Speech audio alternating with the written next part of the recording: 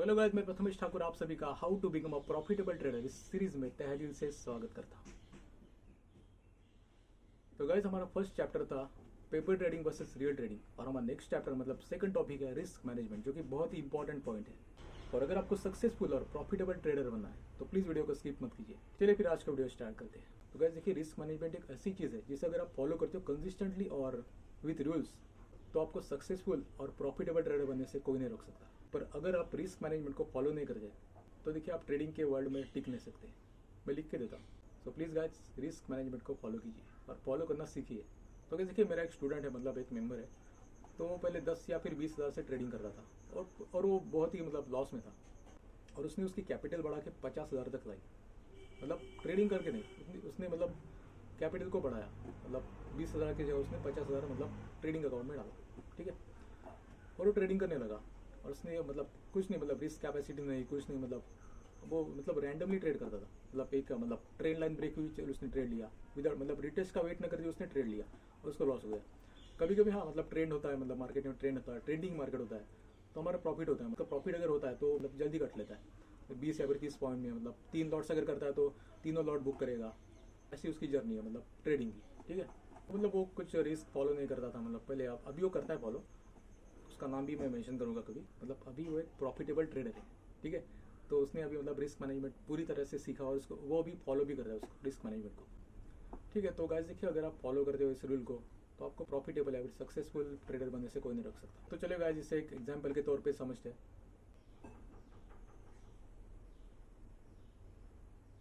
तो देखिए, एक बंदा है शुभम और दूसरे का नाम है राघव, ठीक है। अब दोनों ने भी गाइस एक ऑप्शन खरीदी किया 300 रुपये का, मतलब प्रीमियम खरीदी किया 300 रुपये का। और दोनों की रिस्क कैपेसिटी है 1800 रुपये। तो देखिए गाइस, शुभम ट्रेड करता है 2 लॉट से और राघव ट्रेड करता है 10 लॉट से, ठीक है। और दोनों की रिस्क कैपेसिटी है 1800 रुपये।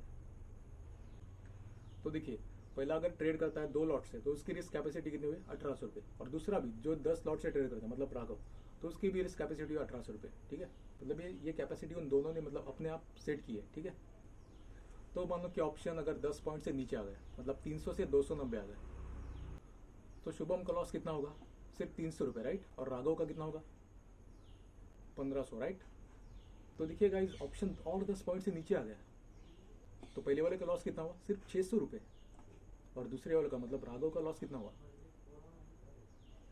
3000 से ऊपर, राइट। तो मतलब देखिए, राघव की पूरी हवा टाइट हो गई कि अब मैं क्या करूँ यार, मेरे रिस्क कैपेसिटी के बाहर ही है लॉस, तो मैं अब क्या करूँ। फिर भी वो ट्रेड में बना रहता है। ऑप्शन और 10 पॉइंट से नीचे जाता है तो पहला मतलब शुभम अभी भी ट्रेड में बना रहता है, क्योंकि उसका लॉस सिर्फ 900 रुपये होता है। और राघव का लॉस कितना होता है? 4500 रुपये। मतलब उसकी रिस्क कैपेसिटी के डबल का लॉस वो अभी झेल रहा है। तो राघव बिना सोचे समझे ट्रेड को एग्जिट करता है, क्योंकि उसका लॉस उसके रिस्क कैपेसिटी के डबल होता है। तो वो घबरा जाता है और हड़बड़ी में ट्रेड को एग्जिट करता है। पर उसने रूल फॉलो नहीं किया, ये उसने गलती की। तो देखिए, पहला मतलब शुभम अभी भी ट्रेड में बना रहता है और वहीं से मार्केट रिवर्स होता है। जो 300 का प्रीमियम था वो सीधा 400 तक जाता है।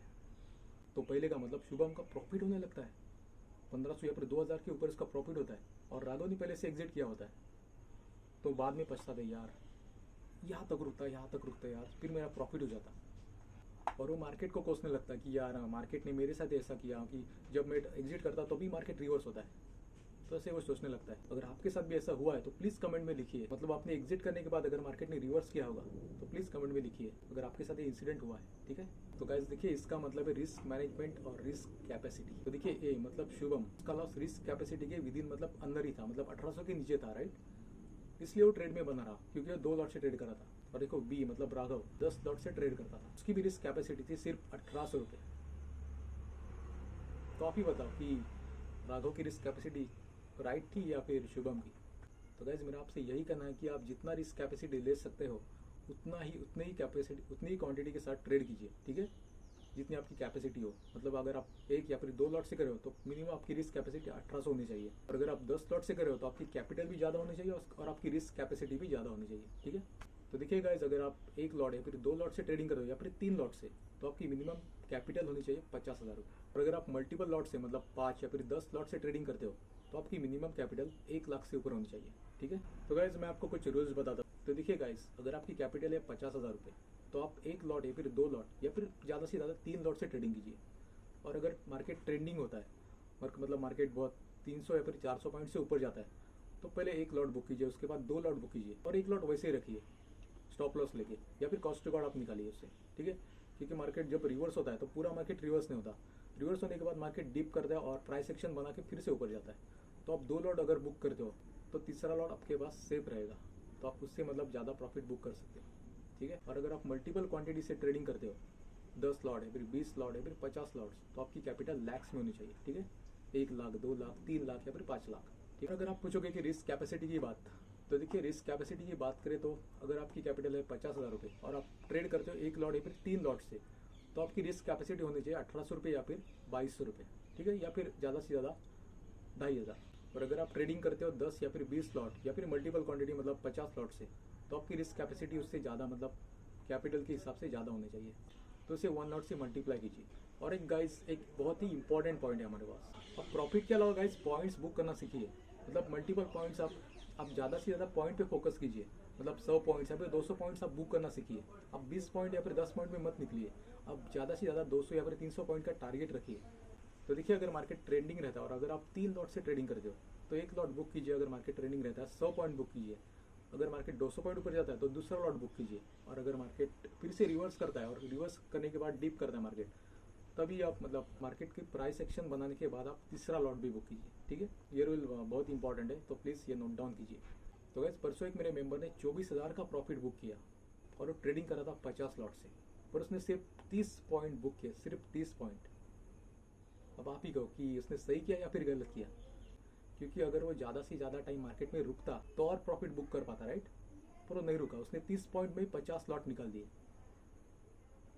तो सोचो, अगर वो और देर तक रुकता या फिर तो अगर वो स्टॉप लॉस ट्रेलिंग कर करके मार्केट में बना रहता तो कितना प्रॉफिट बना पाता, अब आप ही सोचिए।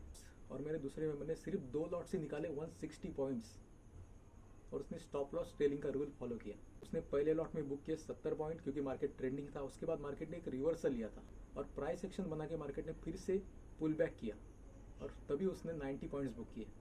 तो सोचो, उसने टोटल 160 पॉइंट्स का प्रॉफिट बनाया।